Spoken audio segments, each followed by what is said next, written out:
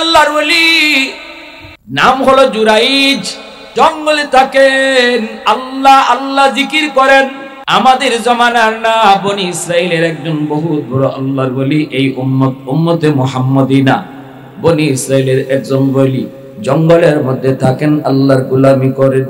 এই অবস্থায় মা 2 দিন গেল সন্তানের কাছে, যায় দেখে দরজা লাগানো, মা নেই।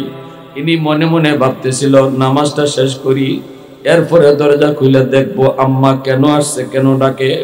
কিন্তু দরজা খোলার পর তাকায় দেখে মা নাই। মা অপেক্ষা করে বাড়ি চলে গেছে। দ্বিতীয় দিন মা আবারও আসছে, আয়সা দরজার পাশে আয়সা ডাক দেয়, বাবা জুরাইজ। এই দিনও জুরাইজ নামাজের মধ্যে মগ্ন। জুরাইজ তখনও মনে মনে ভাবতেছে নামাজ শেষ করি, তারপরে মার ডাকে জবাব দিব। নামাজ শেষ করে দরজা খুলে তাকায় দেখে মা নাই।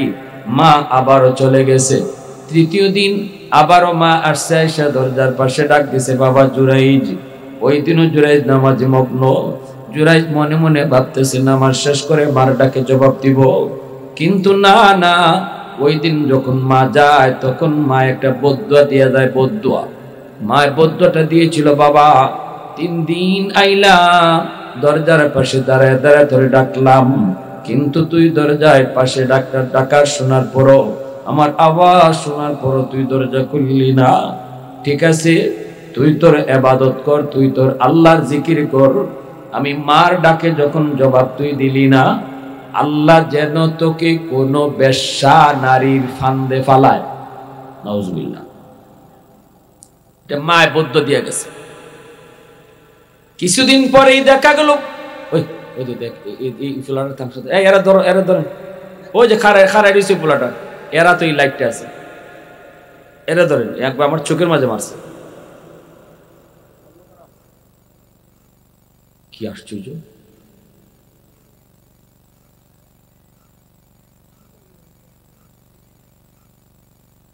আই হ্যাঁ,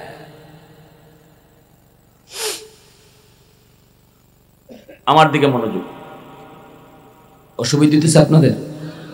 মনোযোগ কার কার আছে একটু দেখান, আল্লাহর হাত উঠে। আল্লাহ কবুল করো, জোরে কোন আমিন। কয়টা শিশু বাচ্চার কথা কইছি? যে 3টা শিশু মার কুলে থেকে কথা কইছে, 2টা শুনছেন। একটা শুনছেন কোনটা? ইউসুফ নবীর সাক্ষী যে বাচ্চাটা দিছে। আরেকটা বাচ্চার কথা শুনছেন, ঈসা নবীর কথা। আরেকটা 3 নাম্বার বাচ্চা শুনবার ইচ্ছা আছে আপনাদের? কার কার একটু হাত ধরে আল্লাহকে আবার দেখান। আল্লাহ কবুল করো, জোরে কোন আমিন। লিল্লাহি তাকবীর, আরো জোরে লিল্লাহি তাকবীর। আমার ভাইরা বন্ধুরা, যুবক, ওই 3 নাম্বার বাচ্চাটা হলো, মা যখন বদদুয়া দিয়া গেল, বাবা তোরে যেন আল্লাহ কোনো বেশ্যা নারীর ষড়যন্ত্রের মধ্যে ফালায়। বেশ কিছুদিন পর ওই এলাকার মধ্যে একটা মেয়ে অবৈধভাবে মেলামেশার পর একটা বাচ্চা পেটে আসে। এই বাচ্চা গর্ভপাত হয়। মানুষেরা যখন জিজ্ঞেস করে তোর বাচ্চা আসলো কোত্থেকে, তোর তো বিয়ে হয় নাই, সাথে সাথে এই মেয়েটাই কয় আমার বাচ্চার বাপ হইল ওই যে জঙ্গলের মধ্যে আল্লাহ আল্লাহ জিকির করে তোমাদের ফির, এই ফির সাপ হলো আমার বাচ্চার বাপ। নাউজুবিল্লাহ। জোরে কর। সত্য কইছে না মিছা কইছে? জোরে কর। সমাজে, আমাদের সমাজে এমন মিছা কাম চলে কি চলে না?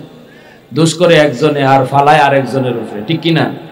হ্যাঁ, খুন করে একজনে আর লাশ নিয়ে রাখে আরেকজনের বাড়ির সামনে। এমন আসেনি না নাই? আগুন লাগছে শেরপুর, পানি দেয় ফরিদপুর। মার্ডার হইছে শেরপুর, সাক্ষী দেয় ফরিদপুরের লোকে। আসেনি না নাই? এখনের যুগে তো সাক্ষী কিনতে পাওয়া যায়। কোর্টের সামনে বহু সাক্ষী ঘুরে, কোর্টের সামনে, আদালতের সামনে বহু সাক্ষী ঘুরে, টাকা দিলেই সাক্ষী মিলে। আহা,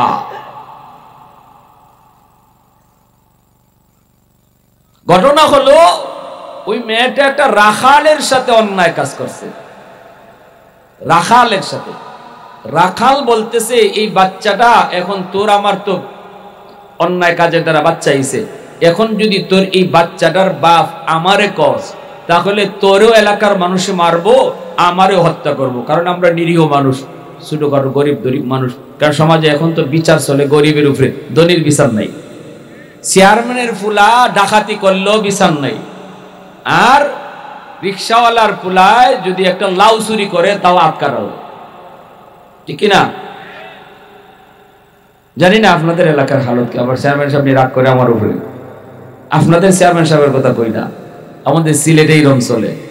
যারা সমাজের ক্ষমতাশীল গোষ্ঠী বড়, লোক বড়, টাকা বেশি, হ্যাঁ, বিচারও বসলে পরে হে অন্যায় করলো, কেউ অন্যায় তারে কয় না, তার অন্যায় কেউ কইতে রাজি না, কারণ সে বড় মিয়ার ফুত, চেয়ারম্যানের ভাতিজা, এমপি সাহেবের হালা, ঠিক কিনা? এমপি সাহেবের শালার ঘরের ভাতিজার ঘরের দুলাভাই, কোনোভাবে কোন একটা লত লাগাইল থাকলেও তার বিচার নাই। আর বিচারক এখন সব হইল দুর্বলের উপরে বিচার। ওই হেও একটা বুদ্ধি বাইর করছে রাখালে, এখন যদি তুই মানুষকে বলো যে আমি এই বাচ্চার বাপ, তাহলে তুইও দুর্বল আমিও দুর্বল, দুইও জন্য জব করব। আর যদি মানুষ জিজ্ঞেস করি বাচ্চার বাপকে, তখন কইবে ফিসাব, কারণ এই ফিসাবের সমাজে মহল্লার মাঝে তার অনেক মুরিদান আছে, তার পক্ষে বহু লোক আছে। অতএব ফিসাবের যদি দোষ হয়, তাও ফিসাবের পক্ষে কিছু মানুষ দাঁড়ায় যাইব, রাগ পরে বুঝবো, আগে বুঝি আমার হুজুর এটা সত্য না মিথ্যা, দুই দল হয়ে যাইব, তুইও বাঁচবে আমিও বাঁচবো। কেমন বুদ্ধিটা দিছে দেখছেন? হ্যাঁ। আর সমাজে আলেম ওলামার প্রতি দোষ দেওয়াটা তো একবারে সহজ ব্যাপার। কিছু মানুষ, আলেমদের কাপড় তো সাদা কাপড়, একটু দাগ লাগলেই মাশাআল্লাহ তার ওই যে কি করে না চালনি, আপনারা এটা কি করেন? চালনি করেননি? চালনি ওই যে কি যে চালে যে চালনি করেন না, চালনির মধ্যে ছিদ্র কি পরিমাণ আছে? অনেক আছে না? চালনি সুই রে কয় তোর ফুটকি ছিদ্রকে ওইসে নি কান তোর ভাষা দিয়ে ছিদ্রকে। আচ্ছা, সুইয়ের মাঝে ছিদ্র তো একটা, হের কয়টা? আচ্ছা জোরে কর না, সুইয়ের ছিদ্র কয়টা? চালনির ছিদ্র কয়টা? হে নিজেরটা দেখে না, ওই সুইটা দেখে। আমাদের সমাজে কিছু মানুষ আছে নিজের দোষ কি পরিমাণ খবর নাই, কিন্তু ইমাম সাহেব যদি কিছু করে বা কোন হুজুরের যদি কিছু হয়, সবার আগে আঙ্গুল উঠায়, নিজের দোষ নেই। আমার কাপড় দোষ ময়লা লাগতে লাগতে লাগতে লাগতে কালো হয়ে গেছে, আমার কাপড় আর সাদা নাই, কালো কাপড়। এলাকার মানুষের মধ্যে দুই দল হয়ে গেল। সাথে সাথে মানুষগুলা কয়ে এতদিন পর্যন্ত শুধু হুজুরের সুযোগ খুঁজতেছি, সুযোগ খুঁজতেছি, কেমনে পাই, কোন দিন ধরি, আজকে পায়া গেছি, ফিসাবরে ধর্ম, ঠিক না? দুই দল মানুষ হয়ে, দুই দল মানুষের ভিতরে একদল হলো ইমাম সাহেবের পক্ষে, একদল হলো ফির সাহেবের পক্ষে, আরেক দল হলো ফির সাহেবের বিপক্ষে। এখন তো লেগে যাবে, দুনো দল মিলাই ছুটছে মারামারি করার জন্য। দৌড়ায় মানুষগুলা আইসা ফির সাহেবের এই যে হুজরা ছিল, এই যে কামরা ছিল, ঘর ছিল জঙ্গলের ভিতরে, এই ঘরের উপরে আক্রমণ শুরু হয়ে গেল। আরেকদিনে আইসা এই আক্রমণ প্রতিহত করতেছে। জুরাইজ কই, কিরে ভাই তোরা আমার ঘরটা কেন ভাঙ্গো? মানুষগুলি কয়, এখন তো তুমি বলবাই কেন ভাঙ্গো, এখন তো তুমি কিছুই জানবা না, কিছুই বুঝবা না, যা করবার তো গটায় দিছো, যা গটাইবার তো গটায় দিছো, এখন তো বলবাই কি হইছে কি হইছে। কয় কি হইছে কও না। কয় এই মহিলা কি কয় শুনো, সারা জীবন আমরা বোকা বানাইয়া তুমি খালি ফিরাগি করে গেছো। বিশ্বাস মহিলা কি কয়? মহিলায় কয় কি, মহিলারে জিজ্ঞেস করি, মহিলা কো কয় আমার এই বাচ্চার বাপ আপনি। নাউজুবিল্লাহ জোরে বল। আল্লাহর ওয়ালি জুরাইজ আসমানটা যেন ভেঙ্গে তার মাথায় পড়লো। কত বড় অপবাদ, কত বড় অপবাদ! কারণ একজন আলেমের উপরে নবীর একজন নায়েব অথবা নবীর একজন আল্লাহর একজন নবী, সম্মানিত মানুষের সম্মান যদি নষ্ট করতে হয়, একটা নারী কেলেঙ্কারি কোন রকম বাজায় দিলেই সারে, ঠিক কিনা? এখন সম্মানী মানুষের সম্মান নষ্ট করার জন্য নারী কেলেঙ্কারি একটাই যথেষ্ট। এজন্য রে যুবক, একটু মন দিয়ে শোনো, মন দিয়ে শোনো। জুরাইজ তখন আল্লাহ কোন পরীক্ষায় তুমি ফেলাইছো মালিক, আমি বুঝে গেছি।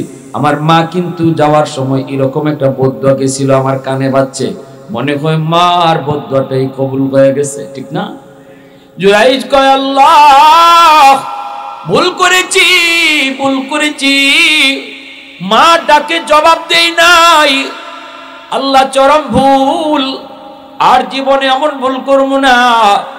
আজ এখনই আমি যাই আমার কাছে মাপ চাইমো। আল্লাহ তুমি আমাকে এই বিপদ থেকে উদ্ধার করো, আল্লাহ তুমি আমাকে বেইজ্জত কইরো না। ইজ্জত দেওয়ার মালিক আল্লাহ, বেইজ্জত করার মালিক ওকে। ওয়া তুইজ্জু মান তাশাউ ওয়া তুযিল্লু মান তাশাউ বিয়াদিকাল খায়র। আল্লাহ কয় ইজ্জত আমার হাতে, বেইজ্জত আমি আল্লাহর হাতে। এজন্যই জুরাইজ কয় আল্লাহ একটু ইজ্জতটা বাঁচাও, আল্লাহ তুমি বেইজ্জতির হাত থেকে বাঁচাও। সাথে সাথে জুরাইজকে আল্লাহ অন্তরের ভিতরে ইলহাম করে কর দেয়, এ জুরাইজ এই মহিলারে জিগায় লাভ নাই, বাচ্চার বাপ কেডা? এই বাচ্চারে তুমি জিগাও এই বাচ্চার বাপ কেডা? সুবহানাল্লাহ, জোরে কোন না। জুরাইজ কয় এ বাচ্চা কহ। বুখারী শরীফের মধ্যে ইমাম বুখারী আনছেন, এই ছোট বাচ্চার পেটের মাঝে কি গুতা মারছে জুরাইজে, মারকুলো পেটে গুতা দেখো কসেন তোর আব্বা কেডা? কোয়ার লগে লগে বাচ্চার জবান খুলে গেছে। বাচ্চায় কয় মানুষেরা শুনো, আমার বাপ হুজুর না, আমার বাপ হইলো ওই যে রাখাল, বন্ধ গরু রাখালি করে, এই হলো আমার বাপ। মুহূর্তের ভিতরে মানুষগুলা জুরাইজ আল্লাহর ওলির পা ধইরা মাপ চাইতে লাগলো, আর কয় হুজুর হুজুর আপনার ঘরটা ভাঙছি, আমরা ভুল করছি হুজুর, একটা দুধের বাচ্চা তার বাপের কথা কয়ে দিছে। কত বড় সাক্ষী!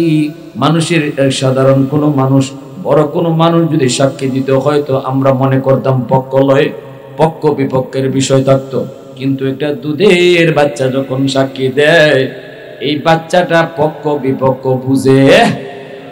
জোরে বলেন, নিরপেক্ষ ভাবে, একদম পক্ষ বিপক্ষ কোনো পক্ষ না নিয়ে বাচ্চাটা সাক্ষী দিছে, হুজুর আমরা ভুল হয়ে গেছে, হুজুর মাফ করে দেন, হুজুর আপনার ঘরটা আমরা আবার বিল্ডিং করে দেই, আসিল কাঁচা ঘর বিল্ডিং করে দেই।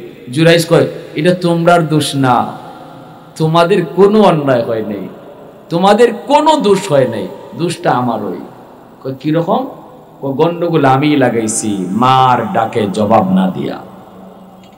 সুবহানাল্লাহ, জোরে কর।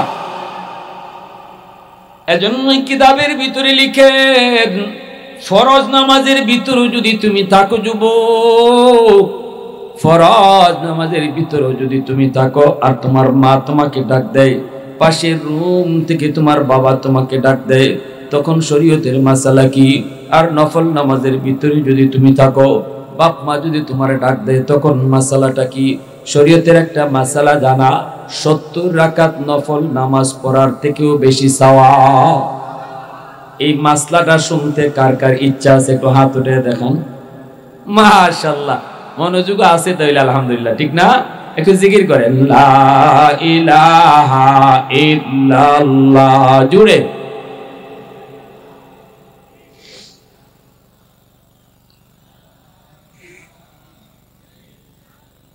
মোহাব্বতের সাথে লা ইলাহা ইল্লাল্লাহ।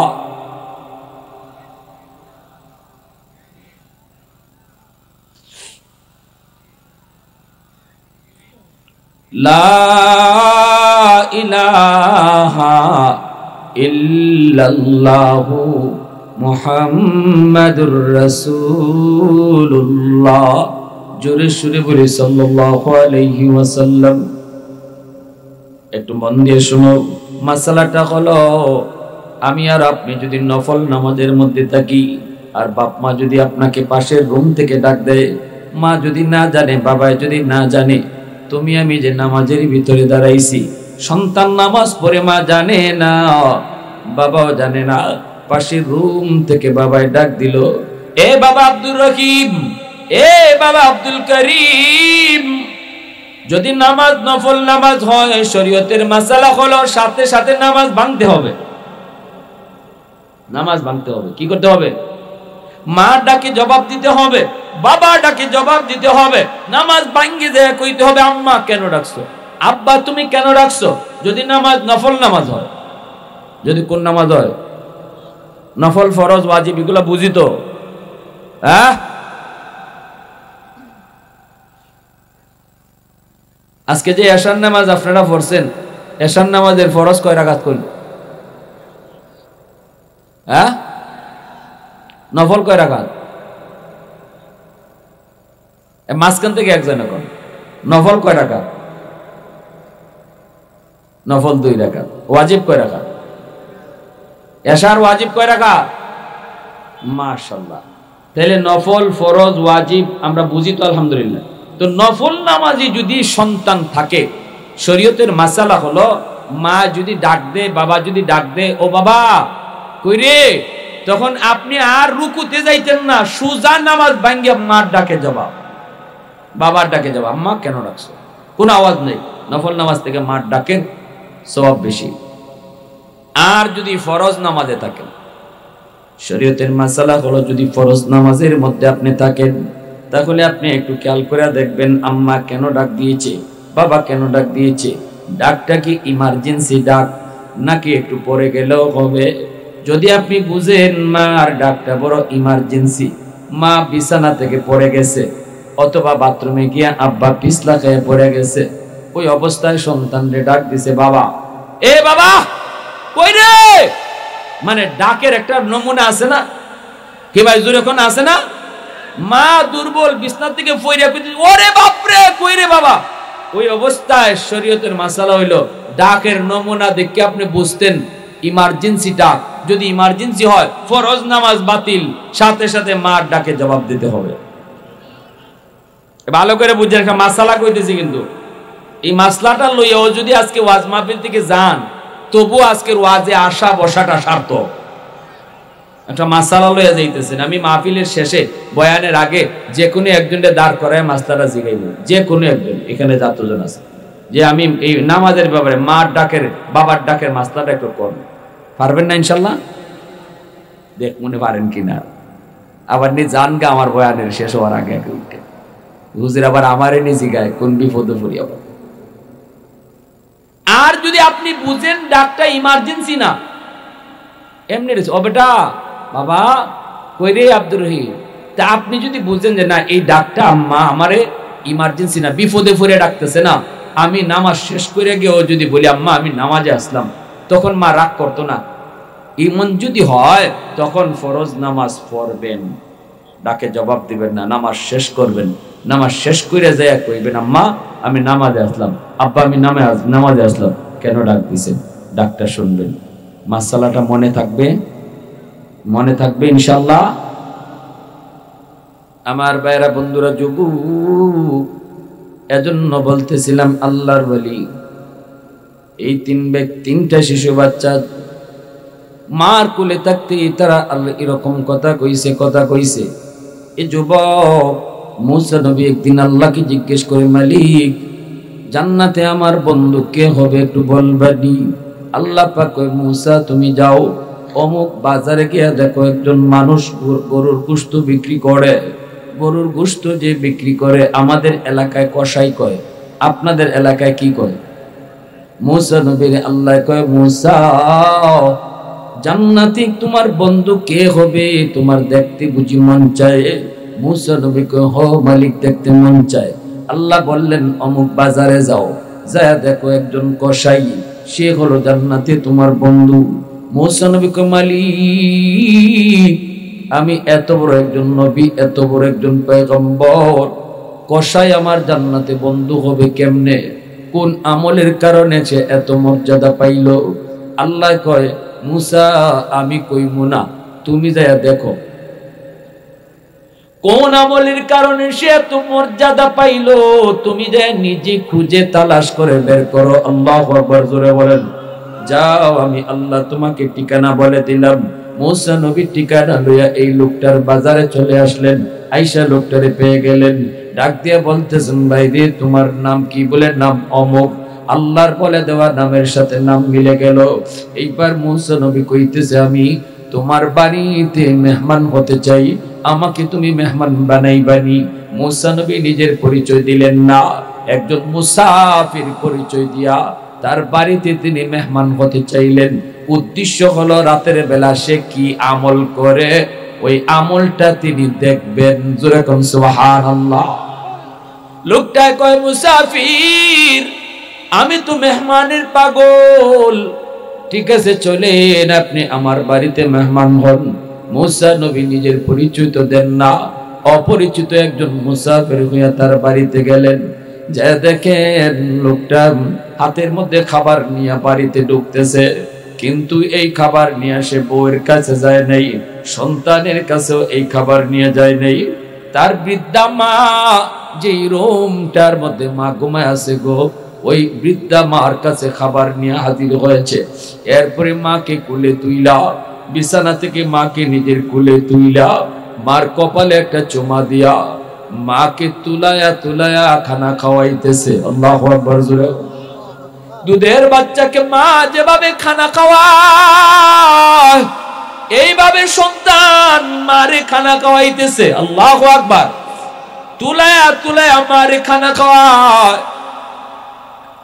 দুইটা দুধের বাচ্চা, তার দুইটা দুধের বাচ্চা বাবার পায়ে পয়রা কান্না করে আর বলতেছে, আব্বু সারাদিনে কিছু খাই নাই, পেটের ক্ষুধার যন্ত্রণা আর সইতে পারি না, আব্বু তোমার হাতে খানা, আমাদেরকে খানা দাও। বাবার পায়ের মধ্যে পয়রা সন্তানগুলা কান্না করে, এরপরও বাবা সন্তানকে খানা দেয় না। সন্তানের মাথায় হাত বুলাইয়া আদর করে কপালে চুমা দিয়ে কয়, আব্বু একটু অপেক্ষা করো, একটু অপেক্ষা করো, আগে তোমাদের দাদুকে খানা খাওয়ায়া নেই। মুসা নবী কয়, আমি দেখতেছি মা সন্তানের হাতে খানা খায় আর বিড়বিড় করে কি যেন দোয়া করে, সন্তানের জন্য মা দোয়া করে। মুসা নবী এবার কয়, ও ভাই, এই দুইটা দুধের বাচ্চা, এই দুইটা অবুঝ বাচ্চা কান্না করে করে তোমার পায়ে পড়ে গেল, পেটের ক্ষুধায় তারা অস্থির, তুমি তাদেরকে খানা দিলা না, এই বাচ্চাগুলি কার? সাথে সাথে লোকটাই কয়, বাচ্চাগুলি আমার। কয় তোমার নিজের? বলে আমার নিজের।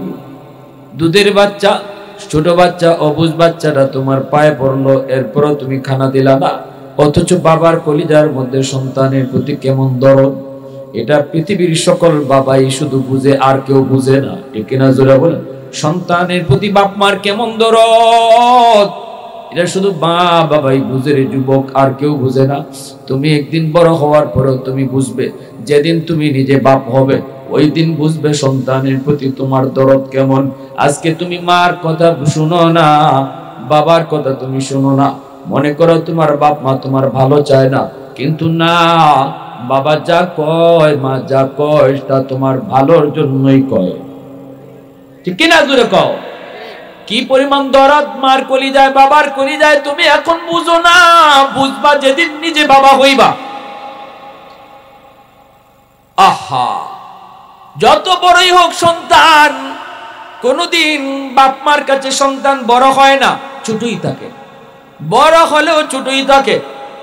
ছেলে টিনের চালের উপরে ওইটা প্রচন্ড রৌদ্রের মধ্যে কাজ করতেছে, চাল ঠিক করতেছে, আর তার ছোট্ট বাচ্চাটা এরকম রৌদ্রের মধ্যে দাঁড়ায় রইছে, নিচে তার মাও দাঁড়ায় রইছে। যেই যুবক টিনের চালে ওইটা ঘর ঠিক করে, চাল ঠিক করে, তার বৃদ্ধা মা নিচে মাটিতে দাঁড়ানো, আবার তার ওই যুবকটার একটা ছোট বাচ্চার নিচে দাঁড়ানো, কিন্তু রৌদ্রের মধ্যে।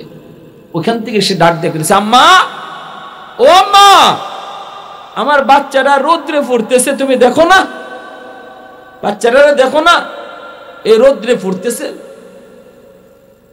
মায় হাসে, কয় বাপরি, তোর বাচ্চা রৌদ্রে ফুরে আর আমার বাচ্চা কিসে ফুরে? জোরে কর না সুবহানাল্লাহ, আরো জোরে কর না। তুই তোর বাচ্চার প্রতি যতটা দরদ, আমি মাও এখান থেকে আমার কলিজা চিপতেছে, হায়রে আমার সন্তানটা রৌদ্রে ফুটতেছে। কোনদিন সন্তান বাপ মার কাছে বড় হয় না, যতই বড়ই থাকুক, বাপ মার কাছে সন্তান ছোটই থাকে। এজন্য যত বেশি মুখ বইরা বইরা আম্মা কইয়া ডাকবা, যত বেশি মুখ ভরে আব্বা কইয়া ডাক দিবা, ততই বাপ মার দিল খুশি হয়ে যাবে। রিদার রাব্বি ফি রিদাল ওয়ালিদাইন ওয়া সাখাতুর রাব্বি ফি সাখাতিল ওয়ালিদাইন। এজন্যই আল্লাহর নবী কয় বাপ মা যদি খুশি থাকে আল্লাহ খুশি হয়ে যায়, বাপ মা যদি নারাজ থাকে আল্লাহ নারাজ হয়। মা বাবারে খুশি কইরা আল্লাহকে খুশি করা যায়, আর বাপ মারে নারাজ করলে আল্লাহ নারাজ হয়। এইবার তামাম দুনিয়ার সব মানুষকে তুমি যদি রাজি করো, সবাইকে তুমি খুশি করলা, দুনিয়ার সব মানুষ তোমার উপরে খুশি, কিন্তু আল্লাহ খুশি না, কিন্তু মা খুশি না, বাবা খুশি না, আল্লাহ তোমার উপরে খুশি না, আল্লাহ পাকও তোমার উপর খুশি না। কিন্তু যদি তুমি বাপ মারে খুশি রাখো, আল্লাহর নবী বলেন সাথে সাথে মা বাবা খুশি রাখলে আল্লাহ তোমার উপর খুশি হয়ে যায়। শ্বশুর শাশুড়িরে খুশি করো, নিষেধ করি না। শ্বশুর শাশুড়িরে খাওয়াবার তো না, তো খারে খাওয়াবা। শ্বশুর শাশুড়িরে খুশি রাখো, কিন্তু শ্বশুর শাশুড়ি খুশি থাকলে আল্লাহ খুশি এমন কোন হাদিস আমরা পাই না। পীর সাহেবরে খুশি রাখেন, অসুবিধা নাই। পীর সাহেব যদি হক্কানি পীর হয়, পীর সাহেবরে আপনি মুরগি খাওয়ান, গরু খাওয়ান, আত্মি জবাই করে খাওয়ান, অসুবিধা নেই। কিন্তু পীর সাহেব খুশি থাকলে আল্লাহ খুশি, হাদিস পাই নাই। হাদিস আমরা পেয়েছি বাপ মা খুশি থাকলে আল্লাহ খুশি। তাহলে তুমি দুনিয়ার সব মানুষকে খুশি করো, পীর সাহেবরে খুশি করো, শ্বশুর শাশুড়িরে খুশি করো, কোনো আপত্তি নাই। কিন্তু শর্ত হলো মা বাবাকে সবার আগে খুশি রাখতে হবে। কারে সবার আগে খুশি রাখতে হবে? জোরে বলেন। ওয়াসআলুনাকা মাযা ইউনফিকুন কুল মা আনফাকতুম মিন খায়র ফালিল ওয়ালিদাইনি ওয়াল আকরাবিন। আল্লাহ পাক কয় বন্ধু, মানুষ তোমার কাছে জানতে চায় তার টাকা তার পয়সা কোন খাতে ব্যয় করবে, তার বেতনের টাকা কোন জায়গায় ব্যয় করবে, তার ব্যবসার টাকা কোন জায়গায় ব্যয় করবে। ও বন্ধু, জবাব তুমি দিও না, জবাব আমি আল্লাহ দিতেছি। মানুষদেরকে জানায় দাও তার সম্পদ, তার টাকা, তার পয়সা সবার আগে বাপ মার জন্য খরচ করতে হবে। এত এই যুবক একটু বলো দেখি, বলো চাকরি তুমি পাইছো, বেতন পাইছো, মাস শেষে এই বেতনের টাকা পকেটে ঢুকলো, এই পকেটের টাকা তুমি যখন খরচ করবা, আল্লাহ কয় সবার আগে এই টাকা বাপ মার জন্য খরচ করতে হবে। দেখো মার ঔষধ আছে না নাই, মার ঔষধ তুমি টাকা দিয়ে সবার আগে কিনবা। মার পান সুপারি আছে না নাই, পান সুপারি কিনবা। দেখো মার শীতের কাপড় আছে না নাই, বাবার শীতের কাপড় আছে না নাই। আল্লাহ কয় যুবক, নিজের শীতের কাপড় আগে নয়, আগে বাপ মারটা কিনতে হবে। আল্লাহু আকবার জোরে কর। সন্তানের শীতের কাপড় আগে নয়, আল্লাহ বলে সবার আগে শীতের কাপড়টা বাপ মার কিনতে হবে। কথাটা কার? জোরে বলেন কার? আওয়াজ দিয়া মালিকের নাম কার? মুসা নবী কয় যুবক, তোমার মাকে তুমি খানা খাওয়াইতেছো, সন্তান তোমার পায়ে পড়ে কানলো, এরপর তুমি সন্তানরে খানা খাওয়াইলে না। বলো তুমি এই আমল কতদিন যাবত করো? সাথে সাথে লোকটাই কয় হুজুর আজকে 40 বছর যাবত, 40 বছর যাবত সবার আগে আমি মারে খাওয়াই, এরপরে আমরা খাই। আরো আসতে কোন সুবহানাল্লাহ। মনে হইতেছে আপনাদের এই কালিকাপুরে এরকম বহু সন্তান আপনারা এখানে আলহামদুলিল্লাহ বসা স্বর্ণের সন্তান। হ্যাঁ, সবাই আপনারা এমন যে আজকে 40 বছর যাবত ঘরে যা নিয়ে আসে সন্তান সবার আগে মারে খাওয়ায়, বাবারে খাওয়ায়, এরপরে নিজেরা খায়। আমরা তো বাজার থেকে কমলা আনলো, এই কমলাটা মার হাতে দেই না, কমলাটা বাচ্চার হাতে দেই, নাইলে বউর হাতে দেই, ঠিক না?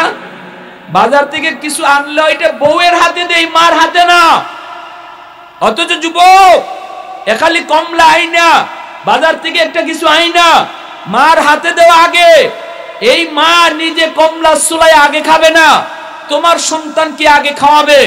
কিন্তু মার হাতে দেওয়ার কারণে মার দিল খুশি। আল্লাহ কয় বান্দা তুই মারে খালি খুশি করলি না, আমি আল্লাহরে খুশি করে নিলি। মার হাতে কমলাটা দিয়া, বাবার হাতে কমলাটা দিয়া খালি বাপ মারে খুশি করলি না, আমি আরশের মালিকরে তুই খুশি করে নিলি। মুসা নবী ডাক দেয়া কই ভাই একটু বল, আমাকে তুমি একটু বলো, এই যে তোমার মা কি যেন বিড়বিড় করে পড়তেছে, কি যেন দোয়া করতেছে, একটু বলবানি? লোকটা কয় ভাই আমার মা দুইটা দোয়া করে সব সময়, এই দুইটা দোয়ার ভিতরে একটা দোয়া কবুল হয়ে গেছে, দোয়াটা আমি পেয়ে গেছি নগদ। আর একটা দোয়া কেমনে কবুল হবে আমার বুঝে আসে না। যেই দোয়াটা মা করে, এই দুইটা দোয়ার মধ্যে একটা দোয়া হলো, আল্লাহ দুনিয়াতে তুমি না রিজিকের কষ্ট দিও না, আল্লাহ আমার সন্তানকে তুমি বিপদে ফেলাও না, দুনিয়াতে আমার কোনো বিপদ নাই, আপদ নাই, কোনো অভাব নাই, আমি আলহামদুলিল্লাহ বড় সুখে আছি। মার এই দোয়াটা কবুল হয়ে গেছে, আমি হাতে নাতে পেয়ে গেছি। আরেকটা দোয়া মা করে, এই দোয়াটা কেমনে কবুল হবে আমার বুঝে আসে না, কও তুমি সেই দোয়াটা কি? কয় মা দোয়া করে, আল্লাহ আমার সন্তানকে জান্নাতে মুসা নবীর বন্ধু বানাইও। আর একটু আস্তে কোন সুবহানাল্লাহ। মুসা নবীর সাথে সাথে লোকটারে বুকে চাপা দিয়া ধরে, কোলে নিয়ে কই ভাই আয় আমার বুকে আয়, তোমার মার দ্বিতীয় দোয়াটাও কবুল হয়ে গেছে। দুইটা দোয়া করতো, দুইটা দোয়ার ভিতরে প্রথমটাও কবুল, দ্বিতীয়টাও আল্লাহ কবুল করে নিয়েছে। মুসা নবীর বন্ধু তুমি জান্নাতে হইবা। লোকটা কয় আপনি কেমনে জানেন? আপনি কেমনে জানেন? এখনো তো আমি মরলামই না। জান্নাত কি মরার আগেই পাইলাম? হ্যাঁ, এখনো তো মরছি না, মরার পরে জান্নাত। আবার এই জান্নাত বন্ধু কেডা হইব, এটা আপনি কেমনে জানেন? মুসা নবী কই আমার বুকে আয়, আমি আল্লাহর নবী মুসা কালিমুল্লাহ, আমি আল্লাহকে জিজ্ঞেস করেছিলাম মালিক জান্নাতে আমার বন্ধু কেডা হবে একটু বলবানি? আল্লাহ তোমার ঠিকানায় আমাকে পাঠিয়ে দিয়েছে। আমি আল্লাহকে বলেছিলাম মালিক কি আমলের কারণে সে এত মর্যাদা পাইল? আল্লাহ আমাকে তোমার আমলের কথা বলে নাই, আল্লাহ তোমার ঠিকানা দিয়ে আমারে বলছে যাও তুমি নিজে যায় খুঁজে আসো তার আমলটা কি। আমি আইসা দেখলাম যে আমলের কারণে তুমি আমার জান্নাতে বন্ধু হবে, সেই আমলটা হলো তোমার মার দোয়া। তাহলে মার দোয়ার পাওয়ার আছে না নাই? এ যুবক, বাপ মার দোয়ার পাওয়ার আছে না নাই? রসুল কয় তিন ব্যক্তির দোয়া সরাসরি আল্লাহর দরবারে কবুল। এক হইল মজলুমের দোয়া বদদোয়া, মুসাফিরের দোয়া বদদোয়া, আবার বাপ মার দোয়া বদদোয়া। মা বাবা দোয়া করলেও কবুল, বাপ মায় বদ্ধ দিলেও, জোরে বলেন, বদ্ধ দিল।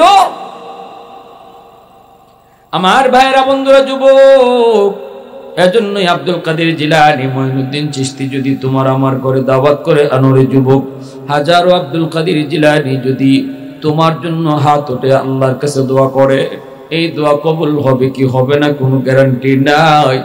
কিন্তু ভাঙ্গা করে বইসে যদি মা হাত উঠায়, ভাঙ্গা করে বইসে যদি বাবা হাত উঠায়, নবী বলেন এই দোয়া কবুল হবে, এর গ্যারান্টি আছে। যার দোয়াটা তোমার কবুলের গ্যারান্টি আছে, ওই হাতটার দিকে একবারও তুমি তাকাইলা না, ওই হাতের দিকে চাইয়া কইলা না আম্মা একটু দোয়া করো আমার জন্য, ব্যবসার লাগে দোয়া করো, আম্মা আমার বিদেশ যাব ব্যবস্থা হইতেছে আম্মা তুমি একটু দোয়া করো, আম্মা আমার পড়ালেখার ভালো রেজাল্ট হইতো একটু দোয়া করো। ওই হাতটার কাছে দোয়া চাইলা না, যেই দোয়াটা রসুল কইছে কবুল হবে 100% গ্যারান্টি। কি রে ভাই, আব্দুল কাদের জিলানী রে গড়ে আনো,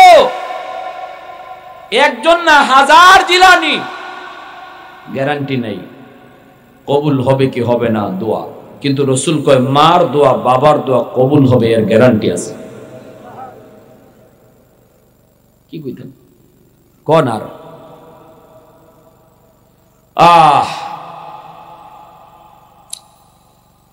আল্লাহ পাক কয় জানোনি, 4 শ্রেণী মানুষের জন্য আমি আল্লাহর ওলি হওয়া সহজ।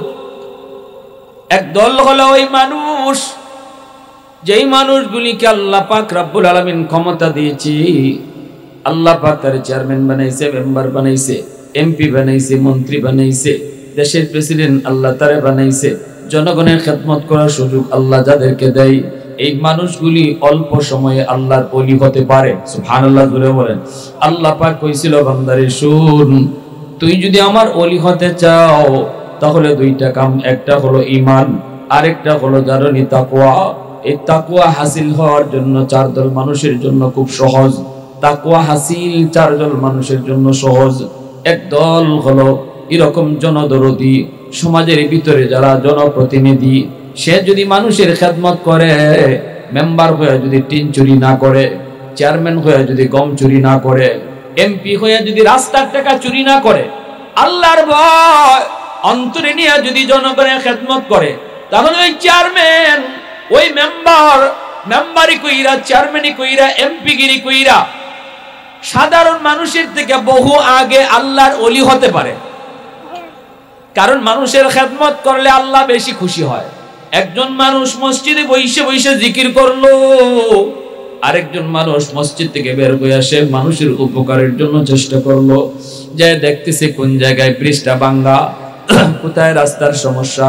মেম্বার সাহেব, চেয়ারম্যান সাহেব ফজরের নামাজ পড়লো, চেয়ারম্যানও ফজরের নামাজ পড়লো, সাধারণ মানুষও ফজরের নামাজ পড়লো। সাধারণ মানুষের ভিতরে একজন মানুষ ফজরের নামাজ পড়ে মসজিদ থেকে বের হলো না, মসজিদের ভিতরে বসে বসে তসবিহ জপলো, কোরআন তেলাওয়াত করলো। আর চেয়ারম্যান সাহেব মসজিদ থেকে বের হইয়া জনগণের উপকারের জন্য ঘুরতেছে, কোথায় রাস্তার কাম লাগবে, কোথায় ব্রিজের কাজ করা লাগবে, কার ঘরে খাওয়ার নাই, কে রেশমের টাকা পায় নেই। এ যুবক ভালো করে শোনো, আমার রাসূল বলেন, মসজিদের ভিতরে যেই লোকটা তসবিহ জপে, কোরআন পড়ে, এই কোরআন পড়া যত সময় আসে আল্লাহর ওলি হবে, তসবিহ জপা যত সময় আল্লাহর ওলি হবে। একজন চেয়ারম্যান সাহেব মানুষের ঘরে ঘরে হাইটা হাইটা সমস্যা, সুবিধা, অসুবিধা সেটা সম্পূর্ণ করার দ্বারা বহু আগে আল্লাহর ওলি হয়ে যায়।